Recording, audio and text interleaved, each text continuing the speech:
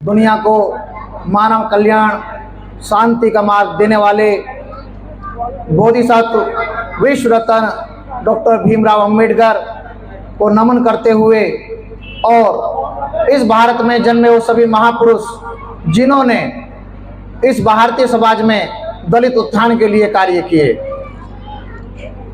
मैं डॉक्टर गोविंद प्रसाद, जिला अध्यक्ष भारतीय बौद्ध महासभा, आज वैसे प्रोग्राम गीतों भरी शाम बाबा साहब के नाम है और आज एक महत्वपूर्ण दिन भी है। आज सम्राट अशोक की जयंती भी है जो भारत के इतिहास में एक महत्वपूर्ण योगदान रखती है। अगर आज विश्व में, भारत में, बौद्ध में की व्यवस्था है तो सब सम्राट अशोक की ही देन है। अगर सम्राट अशोक ना होते तो विश्व में बौद्ध धर्म विकसित नहीं होता। मैं बात करता हूं डॉक्टर भीमराव अंबेडकर द्वारा जो आंदोलन हुए, थोड़ा आप लोगों के लिए सोचने के लिए मजबूर भी करूंगा। आज अलग बात थोड़ा करके चलूंगा।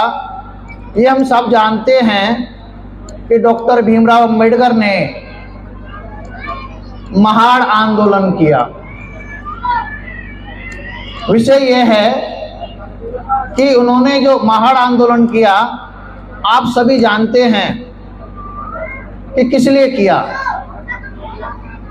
हम सबको सामाजिक न्याय के लिए, समानता के लिए, पानी के उपयोग के लिए, पर क्या हम उनकी इस बात को आगे बढ़ा पाए? क्या हमने भी ऐसी स्थिति में जहां पर इस प्रकार की स्थिति पैदा हुई वहां पर हमने संघर्ष किया? सोचने का विषय है। काला राम मंदिर आंदोलन, ये भी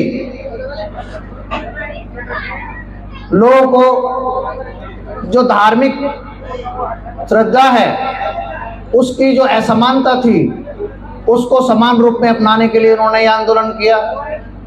क्या हम इसको आगे बढ़ा पाए? हमने इसको सही रूप को समझा?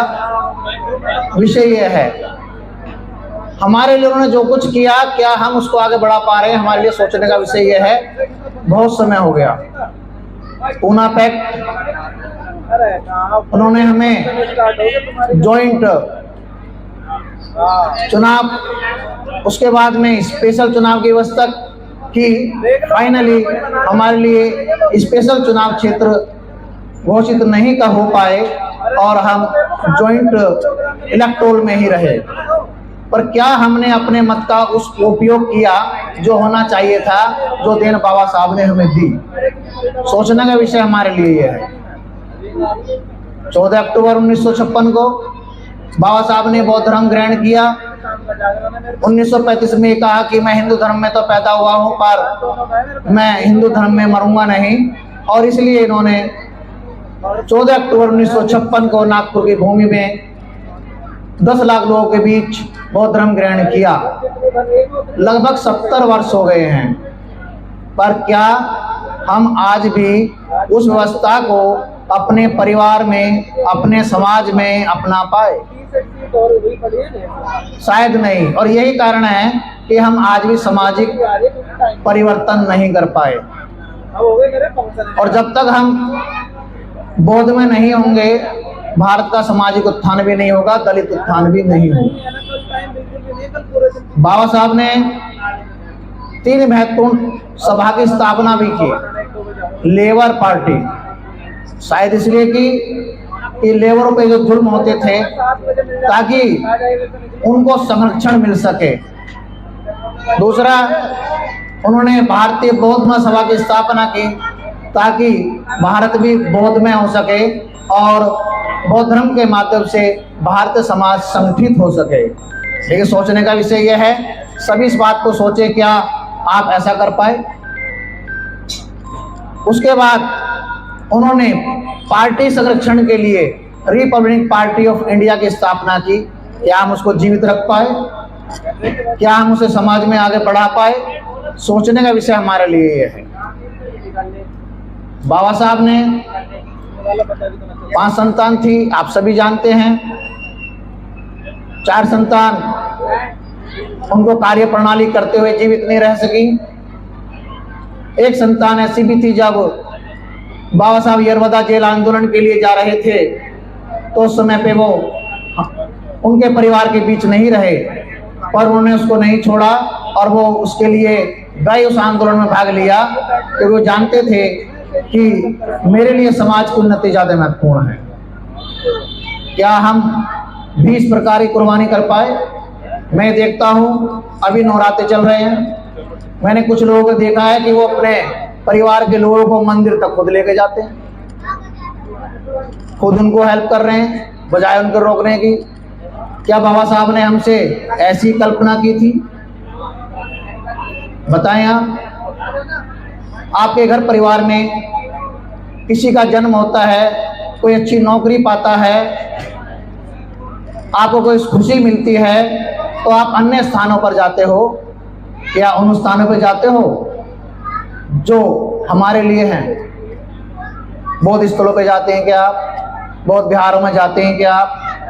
तो जब तक हम अपना परिवर्तन बौद्ध धर्म के रूप में नहीं करेंगे, भारत में सामाजिक व्यवस्था नहीं होगी, सामाजिक न्याय नहीं मिलेगा। अगर हम गौर करें तो आप देखिए, पारसी की संख्या भारतवर्ष में 1 करोड़ भी नहीं है, लेकिन वो इतने संगठित हैं। आपने आज तक कभी भी उनके ऊपर कोई भी जुल्म होते देखा क्या?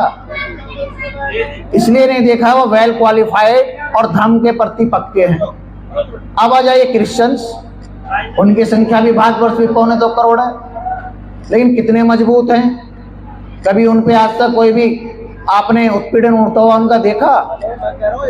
ऐसे सिख आ जाइए, सिख पर आ जाइए आप, सिख भी इतने मजबूत है, उनकी संख्या भी हमसे कम है और हमारी संख्या लगभग 23 करोड़ है।